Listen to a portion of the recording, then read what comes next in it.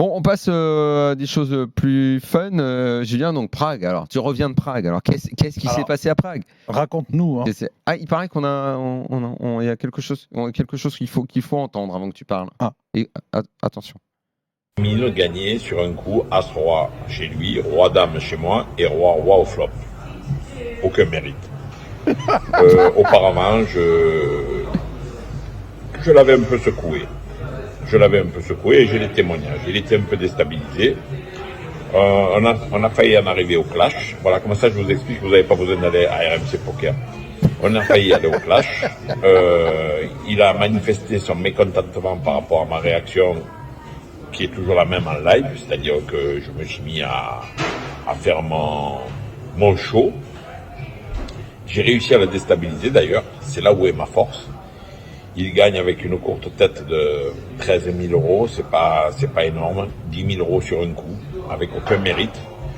C'est un excellent joueur, certes, mais ça ne deviendra pas une légende, ça c'est sûr. Voilà, c'est tout ce que j'avais à dire. Maintenant, faites votre cirque avec RMC Poker. Je peux avoir des témoignages, bien entendu, de ce que j'avance. Et ce que vous ne savez pas, c'est qu'on ne m'a plus laissé jouer contre lui.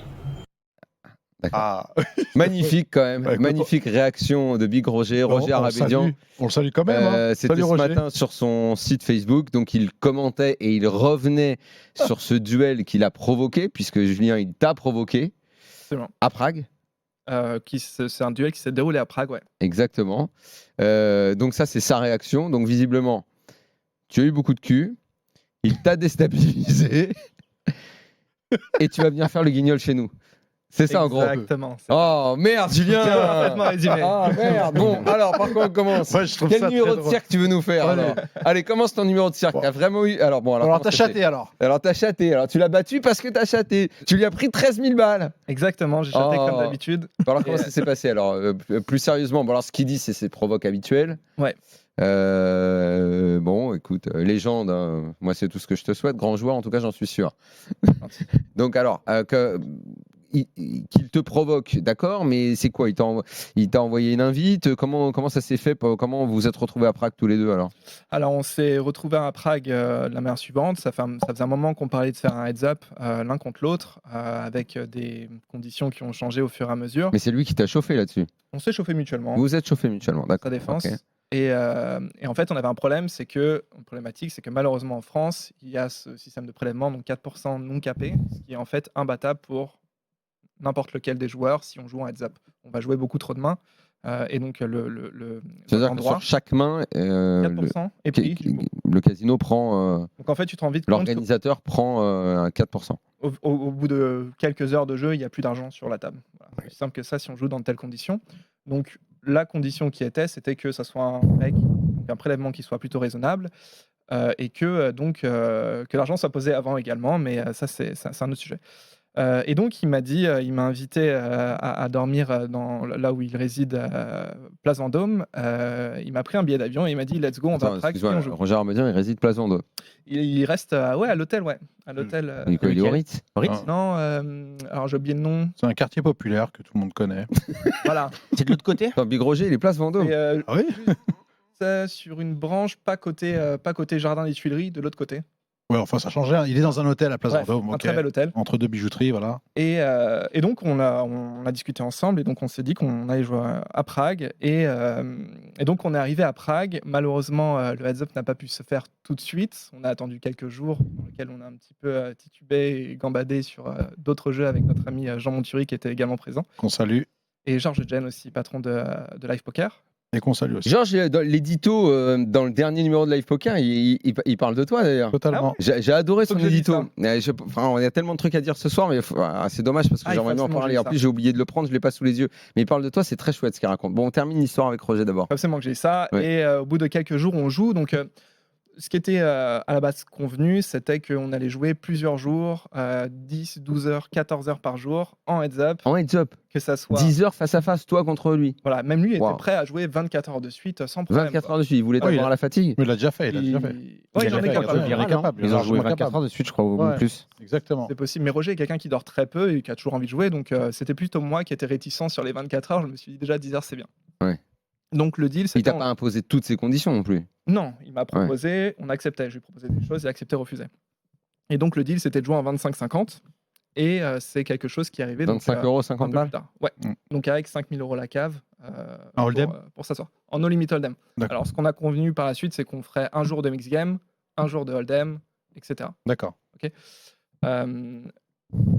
Voilà, on a commencé à jouer en mix game, ça s'est bien passé. Le problème, c'est que les conditions de jeu n'étaient pas les meilleures, dans le sens où Roger organisait son événement et il était tout le temps sur son téléphone.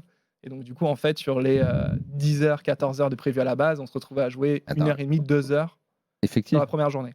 D'accord. Le mec, il te défie en heads up pour comprends montrer pas. qu'il est le plus fort et tout. comprends Il pas. passe son temps au téléphone. Il jouait pas en même temps qu'il téléphonait?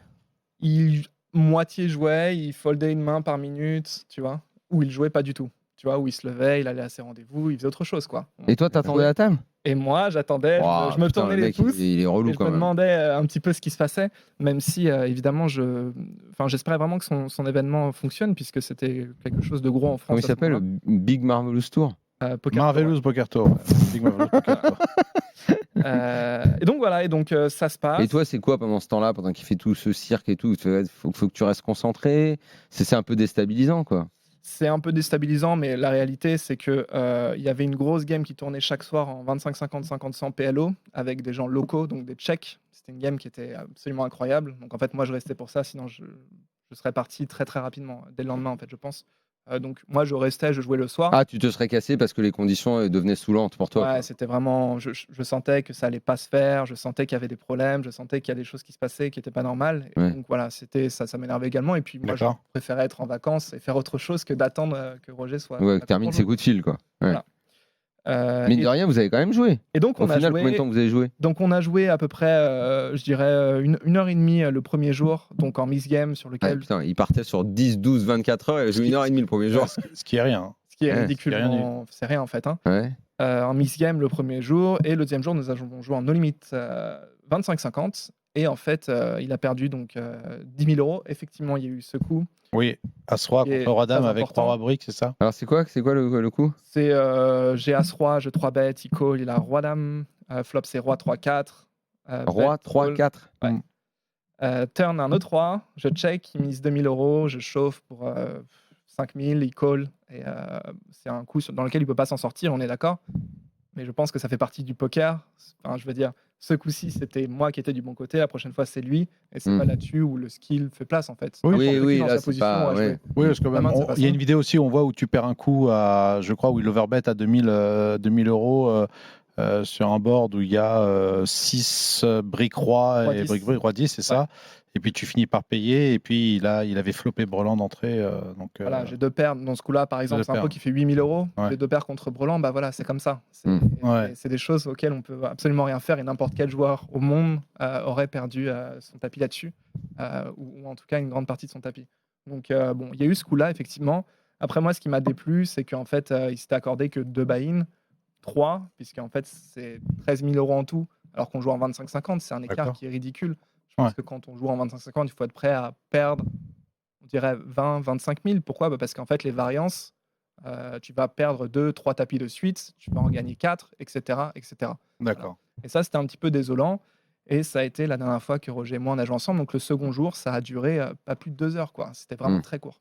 Et cette expérience, alors, l'idée d'être provoqué comme ça en duel, sur le papier, ça te plaît, mais la façon dont c'est organisé, dont ça a été fait, m'attire à redire, quoi, et à revoir les choses. Alors moi, j'aurais préféré que ça se passe dans de meilleures conditions, déjà pour que ça soit un peu plus challengeant pour moi.